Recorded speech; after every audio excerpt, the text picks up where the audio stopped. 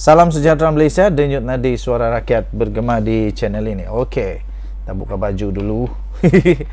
Okey, tuan-tuan dan puan-puan yang dihormati sekalian. Ini dia. Terbaru 3.5 bilion. Hoi, siapa yang bertanggung jawab ini? Siapa yang bertanggung jawab? Saya fikir kalau waktu ini Mahathir masih jadi Perdana Menteri, dia pun terbeliak juga. Kalau waktu ini Muhyiddin jadi Perdana Menteri, dia pun terbeliak juga. Kalau waktu ini Najib Razak jadi Perdana Menteri, mungkin dia terbeliak dan tengah begitulah. Apa indak 3.5 bilion ni? 3.5 bilion hilang. Hoi. Kerugian kepada negara Malaysia, sindiket penyeludupan dan mengelak cukai. 3.5 bilion ringgit tumpas. Tahniah diucapkan kepada semua pegawai-pegawai, petugas-petugas keselamatan negara Malaysia. Sindiket itu dipercayai terlibat aktiviti penyeludupan dan pengelakan cukai sejak 10 tahun lalu. Gabungan pasukan khas 3 agensi diketuai oleh Suruhanjaya Pencegahan Rasuah Malaysia SPRM telah berjaya membongkar sindiket penyeludupan dan pengelakan cukai terbesar di Pelabuhan Kelang. Di Pelabuhan Kelang yang dipercayai sudah pun melakukan aktiviti ini selama 10 tahun, membabitkan ketirisan berjumlah 3.5 bilion. Bayangkan kalau 3.5 bilion ini boleh dibuat untuk dipakai untuk kemajuan ataupun bantu rakyat. Berapa banyak sekolah boleh buat ni? Berapa banyak hospital boleh diperbaiki? Berapa ramai orang miskin yang dapat dibantu, persekolahan, kesihatan dan sebagainya. 3.5 bilion. Masalah yang muncul di kepala otak saya ialah mana Mahathir, mana Najib, mana Muhyiddin, mana yang lain-lain Perdana Menteri. Mereka tak tahukah benda ni? Perlukah untuk sampai Anwar jadi Perdana Menteri baru tahu benda ni? Sejak 10 tahun yang lalu. 10 tahun yang lalu siapa jadi Perdana Menteri? Sempat jadi Perdana Menteri adalah Mahathir, Najib, lepas tu Muhyiddin, Ismail Sabri Yaakob, Mahathir lagi. Mahathir sekali saja. Ya, dia 2 kali lah, interim sekali. Tapi semua Perdana Menteri ni tidak pun tahu tentang perkara ini ke? Soalan itu memang cepu mas. Kenapa perlu sampai Perdana Menteri Datuk Seri Anwar Ibrahim barulah perkara ini dapat diketahui? Tahniah kepada SPRM, memang gandingan mantap, paling padu. Saya fikir pasal inilah yang di Pertuan Agong yang lalu, sebelum ini sangat-sangat mempercayakan Datuk Seri Anwar Ibrahim dapat menyelesaikan perkara-perkara rasuah, penyelewengan dan ketirisan-ketirisan ini. Inilah hebatnya Datuk Seri Anwar Ibrahim yang membuatkan ramai orang risau sekarang.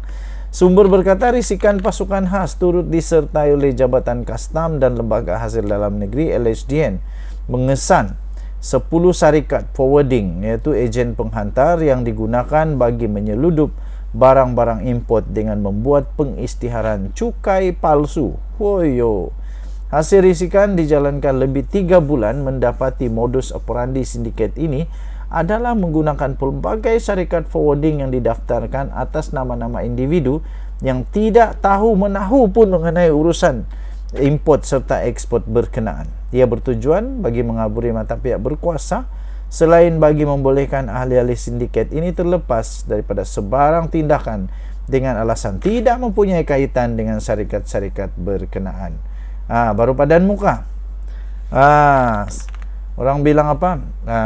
Pandai-pandai tupai melompat, jatuh juga ke kuali panas. Dengan minyak panas dimakan garing begitu sahaja.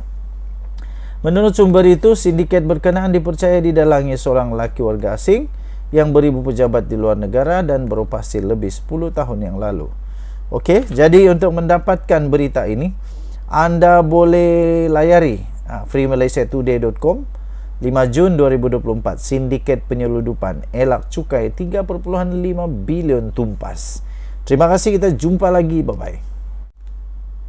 Salam sejahtera Malaysia, denyut nadi suara rakyat bergema di channel ini. Nampaknya Mahathir memang semakin meroyan, tak keruan.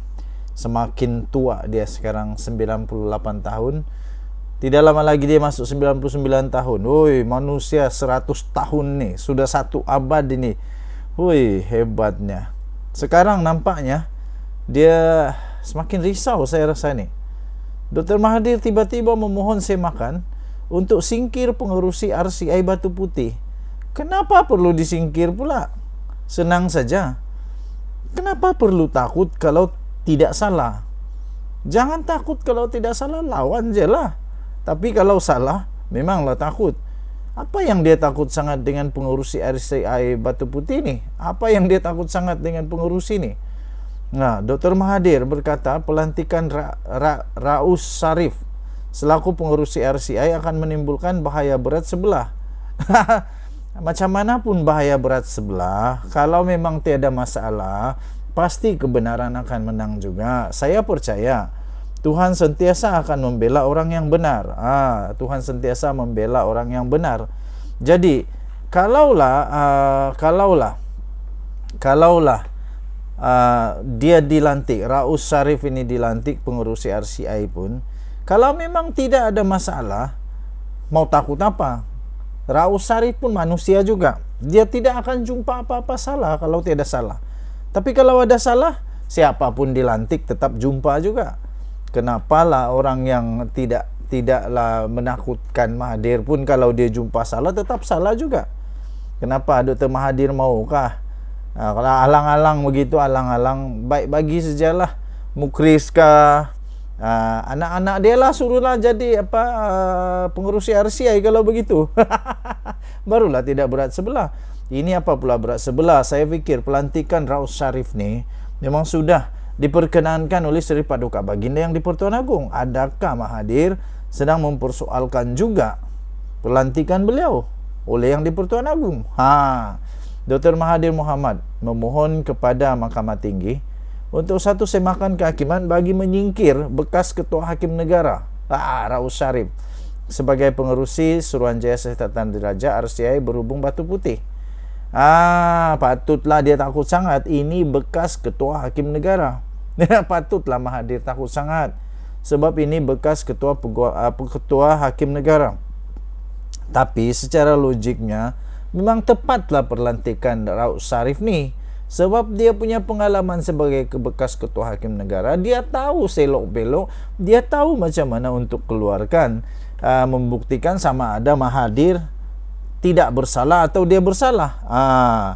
Jadi okey lah tu, adil lah tu kalau begitu. Kalau Mahathir tidak bersalah, apa mau takut? Tapi kalau dia bersalah, tukarlah dengan siapapun tetap salah juga. Bekas Perdana Menteri itu juga mahu ahli RCI Baljit Singh Sidhu dan Rida Abdul Kadir berundur daripada tribunal itu.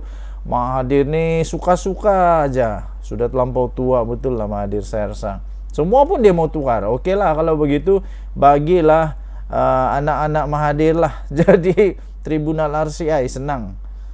Senang. Mahathir memfailkan kertas berkaitan petang tadi menerusi Tetuan Law Practice of Traffic.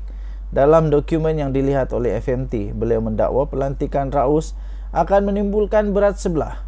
Bahaya berat sebelah manakala Baljit dan Rida pula dikatakan ada konflik kepentingan. Kepentingan apanya? Ini kedaulatan negara. Kenapa Baljit dan Rida ni ada kepentingan kepada pulau tu kah? Dia punya pulau kah? Pakcik dia punya pulau kah? Apa pula konflik kepentingannya? Ini bukan tentang kereta ni. Ini bukan rumah, ini bukan duit. Ini kedaulatan negara Malaysia. Kedaulatan negara Malaysia yang sekarang ni berlaku. Jadi apa kena mengena dengan Baljit dan Rida pula? Saya pun kurang faham. Siapa yang faham tu tolong jelaskanlah. Mahathir juga mahu mahkamah mengisytiharkan bahawa dirinya berhak untuk diwakili peguam, memandangkan beliau adalah individu yang mana kelakuannya menjadi perkara siasatan itu. atau berkaitan dengan perkara yang sedang disiasat oleh RCI. Selama ini Mahathir, kalau ada RCI, dia ada bagi ni perkara ni kepada orang kah? Aduh, pening juga. Okey. So, nampaknya Mahathir memang semakin dalam bahaya. Mungkin dia dapat hidu dah. Mungkin dia sudah dapat hidu, dia akan kalah. Akan kena penjara. Kalau dia kena penjara, umur dia 99 tahun. Sekarang 98 tahun. Kalau dia kena penjara 99 tahun umur dia, ataupun ya, lepas tu kena penjara 15 tahun, rasanya dia tidak keluar dari penjara lagi. Kesian dia. Okey, untuk mendapatkan berita lengkap tentang perkara ini, anda boleh masuk ke freemalaysiatoday.com. Bertarikh 5 Jun 2024, Dr. M mohon semakan untuk singkir pengerusi RCI Batu Putih. Denyut nadi suara rakyat bergema di channel ini. Kita jumpa lagi. Bye-bye.